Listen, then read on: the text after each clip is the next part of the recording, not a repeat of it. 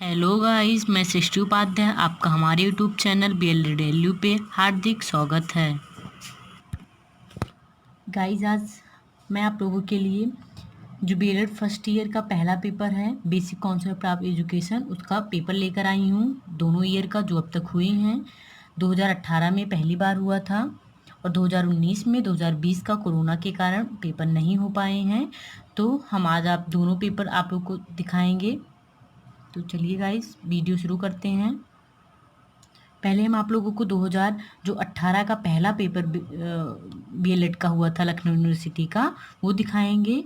तो गाइस, आप देख लीजिए, इसमें जो मैक्सिमम मार्क्स होते हैं वो 80 होते हैं। 80 नंबर के जो क्वेश्चंस होते हैं वो आपको सॉल्व करने होते हैं। आपके पास टाइम जो होता है वो 3 आवर्स होता है, 3 घंटे होते हैं।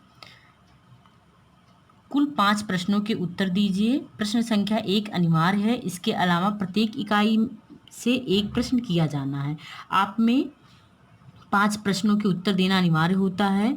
जो प्रश्न संख्या 1 है, इसमें से जो जितने भी प्रश्न संख्या 1 में हैं वो सभी अनिवार्य होते हैं। और एक क्वेश्चन जो इसमें से 8 क्वेश्चन आपको करने होते हैं और जो एक क्वेश्चन 4 नंबर का होता है। निम्नलिखित प्रत्येक के लघु उत्तर लिखिए। पहला है, शिक्षा के विभिन्न रूप कौन कौन से हैं? शिक्षा के विभिन्न रूप कौन कौन से हैं? दूसरा क्वेश्चन है, प्राचीन भारत में शिक्षा के उद्देश्य क्या थे? प्राचीन भारत में शिक्षा के उद्देश्य क्या थे? तीसरा क्वेश्चन है हमारा पहले में, शिक्षा समाज से किस प्रकार से संबंधित है? शिक्षा समाज से किस प्रकार से संबंधित है? चौथा क्वेश्चन है, उपयुक्त उदाहरणों के साथ सामाजिक स्त्रीकरण को परिभाषित कीजिए। सोशल स्ट्रैटिफिकेशन को परिभाषित करना है उपयुक्त उदाहरण के द्वारा। और हमारा जो पांचवा हुआ, अनेकता में एकता से आप क्या समझते हैं? अनेकता में एकता से आप क्या समझते हैं? ये हमारा जो क्वेश्चन हो सोशियो का है। और जो ये और जो इसके आगे हमने 2 क्वेश्चन पढ़े, ये सब हमारा एजुकेशन से आया है। आदर्शवाद के अनुसार शिक्षा के उद्देश्य एवं शिक्षण विधियां क्या हैं? ये फिलॉसफी का क्वेश्चन है। आदर्शवाद के अनुसार शिक्षा के उद्देश्य एवं शिक्षण विधियां क्या हैं? भारतीय संविधान की धारा 45 की व्याख्या कीजिए। हमारे कॉन्स्टिट्यूशन, जो इंडियन कॉन्स्टिट्यूशन हमारे फर्स्ट पेपर में है, उसमें का क्वेश्चन है।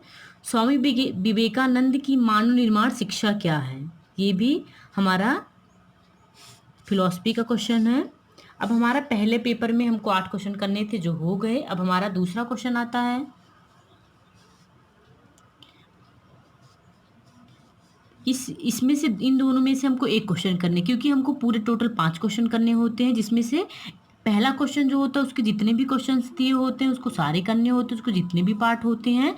अब दूसरे तीसरे में से हम एक क्वेश्चन करना है हमको, और ये क्वेश्चन 12 नंबर का होता है। शिक्षा के विभिन्न अभिकरण क्या हैं? जनसंचार माध्यम की भूमिका का विस्तार पूर्वक व्याख्या कीजिए। पहला क्वेश्चन एजुकेशन से है। दूसरा है, स्वतंत्रता पश्चात भारत के प्रारंभिक शिक्षा के विकास में प्रमुख घटनाओं लैंड मार्क का उल्लेख कीजिए। ये भी दूसरा भी क्वेश्चन एजुकेशन से ही है। इसमें 4 यूनिट होते हैं, जिसमें से 12-12 नंबर के जिस क्वेश्चन होते हैं, जिसमें से हर यूनिट के हमें एक क्वेश्चन करने होते हैं। और हर यूनिट, जो 4 यूनिट है हमारे फर्स्ट पेपर में, उसमें से 2-2 क्वेश्चन आए रहते हैं, जिसमें से एक एक हमें करने रहते हैं।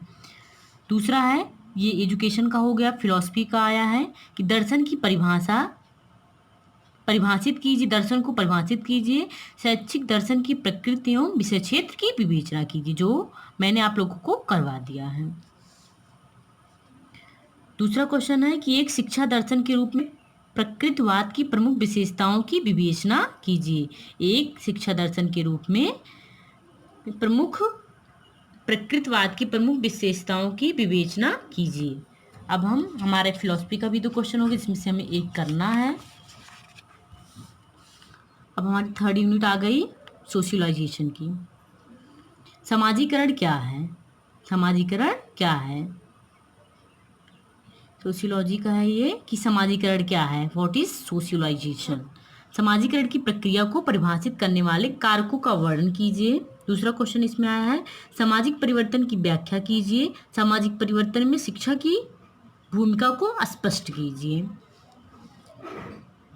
अब इसका लास्ट यूनिट जो हमारा कॉन्स्टिट्यूशन से है कि शिक्षा पर भारतीय संविधान के प्रभाव का वर्णन कीजिए। शिक्षा पर भारतीय संविधान के जो प्रभाव हैं उसका वर्णन करना है।